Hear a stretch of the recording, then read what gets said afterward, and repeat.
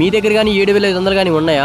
అయితే పదండి మనాలి వెళ్ళొద్దాం. ముందుగా మన తెలుగు రాష్ట్రాల నుంచి ఢిల్లీకి ట్రైన్ తీసుకోండి. టికెట్ వచ్చేసి 800 ఉంటది. ఢిల్లీ చేరుకున్నాక మెట్రో తీసుకొని కాశ్మీర్ గేట్ కి అయితే వెళ్ళండి. టికెట్ కాస్ట్ 25 రూపాయలు. కాశ్మీర్ గేట్ నుండి మనాలికి 600 రూపాయల టికెట్ ఉంటది. ఇక early morning Manali private bus stand లో దిగేసి అక్కడ నుంచి నడుచుకుంటూ KSRTC బస్ స్టాండ్ కి వెళ్ళండి. ఇక ఆ బస్ స్టాండ్ లోనే మీ బ్యాగ్స్ అయితే క్లాక్ రూమ్ లో పెట్టేసేయండి. పర్ బ్యాగ్ 50 రూపీస్ తీసుకుంటారు. ఇక ఫుడ్ అయితే ఒక 500 రూపీస్ లో ఏదో ఒకటి తినేసేయండి. మనాలిలో ఫుడ్ రేట్లు చాలా ఎక్కువ ఉంటాయి. నెక్స్ట్ స్కూటీ రెంటల్ తీసుకోండి. పర్ డే కి 600 తీసుకుంటారు. 300 రూపీస్ ఆయిల్ కొట్టేయండి. స్కూటీ తీసుకొని ఫస్ట్ మను టెంపుల్ కవర్ చేయండి.